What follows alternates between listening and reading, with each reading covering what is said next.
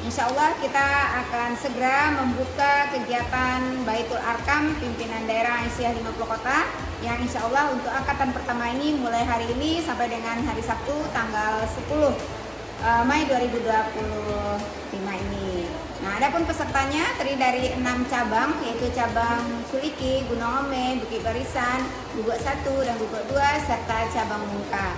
Masing-masing cabang mengutus 5 orang peserta yang terdiri dari 3 dari peserta utusan cabang dan 2 peserta utusan ranting yang ditunjuk oleh cabang yang bersangkutan.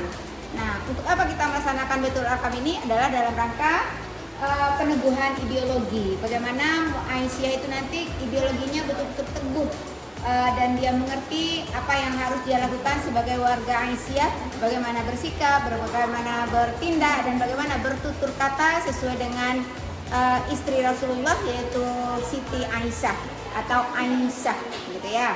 Nah, jadi kita harapkan dari kegiatan ini nanti akan lahirlah kader-kader militan Aisyah untuk kepemimpinan masa yang akan datang. Demikian saja, dan untuk angkatan kedua itu nanti akan diadakan pada tanggal 10 sampai dengan tanggal 12 yang bertempat di SD Muhammadiyah Full Day Sari Lama, dan pesertanya adalah terdiri dari cabang Akabiluru, cabang Luha, cabang Harau, Pangkalan, Kapur 9, kemudian satu lagi adalah cabang Payakumbuh Bunga Setangkai.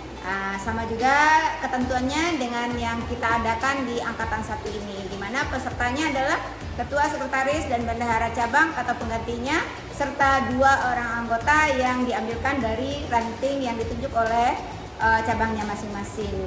Semoga kegiatan kita ini sukses dan berjalan lancar, dan kita mohon kepada Allah Subhanahu wa taala kesehatan lahir dan batin bagi peserta, panitia, dan juga instruktur untuk mengangkatkan acara ini. Demikian saja. Assalamualaikum warahmatullahi wabarakatuh. 5. Peneguhan ideologi, membangun semangat dan agilitas di era disrupsi.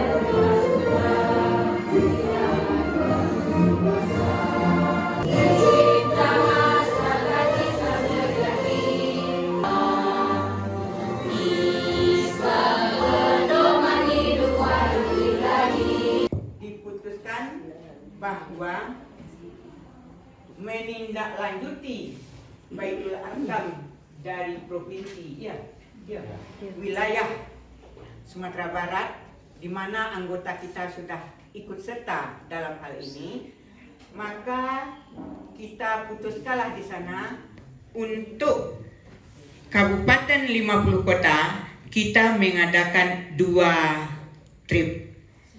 Gelombang pertama diadakan dari Mungka Pemudik sampai ke Kota Tinggi, gitu kan? Ya. Nah, kemudian nanti dilanjutkan dengan gelombang kedua, orang bahagian timur pula sampai ke Pangkalan, daerah bagian selatan dan timur. Mungkin begitu tadi ya, Bu. Tadi kami sangat mendukung sekali dilaksanakan acara kita ini. Bagaimana yang kita ketahui bersama Ibu-ibu bahwa Baitul Arkam itu adalah salah satu bentuk pelatihan atau pengkaderan yang ada di Muhammadiyah dan Aisyah. Jadi Baitul Arkam itu bukanlah agama, bukanlah segala sesuatu yang kita anggap melenceng, tapi adalah salah satu nama dari pengkaderan atau pelatihan yang diadakan oleh Muhammadiyah dan Aisyah mulai dari tingkat pusat sampai ke tingkat ranting tentunya. Kenapa namanya Baitul Arkam? Karena memang semasa Rasulullah SAW itu Rasulullah mengadakan pelatihan atau pengkajian ini di rumahnya Bapak Arkam. Nah itu makanya untuk itu mereka dituntut untuk juga melakukan Baitul Arkam sebagai wujud nyata dari apa yang sudah mereka ikuti di tingkat provinsi tentunya. Nah nanti kita di cabang juga akan adakan ini lagi untuk warga kita di cabang ataupun di ranting. Nah, itulah artinya bahwa pengkaderan yang kita lakukan ini, Baitul Arkam ini berjenjang seperti itu.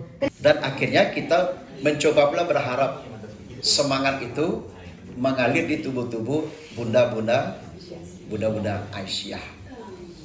Jadi kalau ada orang menyebutkan dengan istilah mak-mak tangguh, nah kalau Muhammadiyah punya bunda-bunda tangguh. Bismillahirrahmanirrahim. Dengan resmi Baitul Arkam kita nyatakan dibuka. Terima kasih. Mengidolakannya, belajar dari pengalaman hidupnya, ataupun ibu kagum gitu dengan sosok perempuan tersebut. Saya terkesan sekali yaitu dengan ibu kita Rahma El-Indonesia, yaitu beliau orang kita, orang Padang Panjang. Rahma El-Indonesia, beliau mendirikan pendidikan di Padang Panjang, yang mana pada waktu itu yang merupakan pendidikan yang besar itu belum ada. Sedikit saya kenal di sini, Siti Walidah adalah istri dari pendiri dari Muhammadiyah, yaitu Kiai Haji Ahmad Dahlan. Di sini sedikit kenapa ibu itu kagum dengan beliau. Saya kagum dengan beliau karena dalam masa perjuangan atau dalam masa penjajahan waktu itu tentu sangat sulit untuk bergerak dalam segala segi. Karena beliau salah satu tokoh dalam bidang pendidikan. Beliau salah satu wanita yang mempelopori berdirinya Diniyah Putri Padang Panjang. Dan itu memang kiprah beliau di bidang pendidikan ini mendapatkan apresiasi tidak hanya oleh orang Padang Panjang atau Sumatera Barat ya, tapi juga diapresiasi oleh orang-orang di luar Indonesia. Salah satunya dia adalah wanita pertama yang mendapatkan gelar syekhah ya. Apa istilahnya? Kalau syekh laki-laki, kalau untuk perempuan ada istilahnya gitu ya. Itu pertama kali dianugerahkan kepada Ibu Rahma El-Yunusiyah tadi dari Universitas Al-Azhar. Nah, memang dari kiprah beliau orang mengakui gitu, oh beliau tidak hanya punya wacana, beliau tidak hanya punya ide, tapi beliau merealisasikan idenya. Dari Padang Panjang ini mungkin tidak asing lagi ya Bu, karena ayah ibu ini adalah pimpinan Muhammadiyah Padang Panjang. Mungkin ibu-ibu ada yang bisa menebak nih, yang punya PT Paragon Technology and Innovation. Nah, siapa nama ownernya? Siapa? Nur Hayati Subakat. Masya Allah, beliau adalah salah satu dari tokoh perempuan yang berpengaruh di Indonesia. Kemudian kita berdoa, kok kita tidak pernah bisa ikut kegiatan di kampung gitu kan. Kita minta pada Allah terus, ya Allah, nanti kalau udah pensiun, berikan saya umur yang berkah gitu, supaya bisa berbuat sedikit saja untuk kampung. Lalu mungkin Allah ya mengijabah doa kita. Pertama kita buat awalnya kita buat KWT, kelompok wanita tani, karena saya punya teman tuh dari Padang, dan dia pensiunan pertanian. Dia pulang, Uni kita buat aja lah ini, iyalah buat itu. Mulanya banyak anggotanya, tapi seperti kata ibu tadi, lama-lama kok tinggal 6, tapi alhamdulillah sampai sekarang tetap jalan. Kalau itu yang kita lakukan, insya Allah dia akan berkembang terus. Tapi kalau seandainya kita melaksanakan sesuatu itu seperti ange-ange ciri ayam, ya udah berhenti sampai di situ. Jadi kita berharap kepada ibu-ibu yang lain juga dalam menggerakkan organisasi, kita harus berpegang teguh kepada anggaran dasar dan anggaran rumah tangga kita tentunya, sehingga kita tidak melakukan hal-hal yang tidak benar menurut organisasi kita, dan kita bisa berpegang teguh kalau seandainya kita melakukan suatu yang dikatakan orang itu salah, kita ada dasarnya ini. Dan rahmatnya kita dipertemukan di sini, insya Allah untuk mencerahkan kembali tentang wawasan kita yang sudah lama mungkin tidak kita asah dan tidak kita asing dan tidak kita asuh tentunya. Ya. Untuk sebelum pergi ke sini saya sangat berbahagia dan ingin untuk bertemu dengan ibu-ibu hebat. Nanti pasti ketemu pimpinan daerah, nanti pasti ketemu instruktur yang hebat dan panitia-panitia yang hebat. Wow, keren!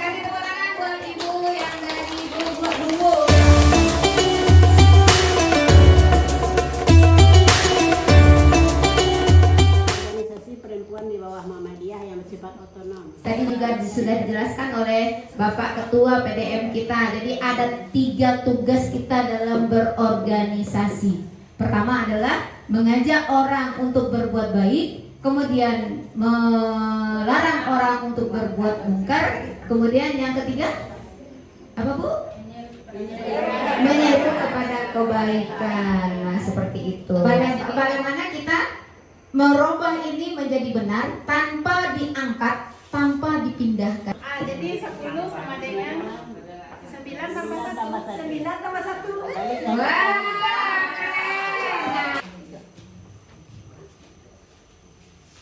Nah ini Bu, Aisyah Berkemajuan Bu. Kita melakukan kegiatan dengan menggunakan IT. Jadi tidak ada orang bilang Aisyah itu kuno Bu. Nah, pendiri Aisyah. Ya, Ki Haji Ahmad Dahlan. PDM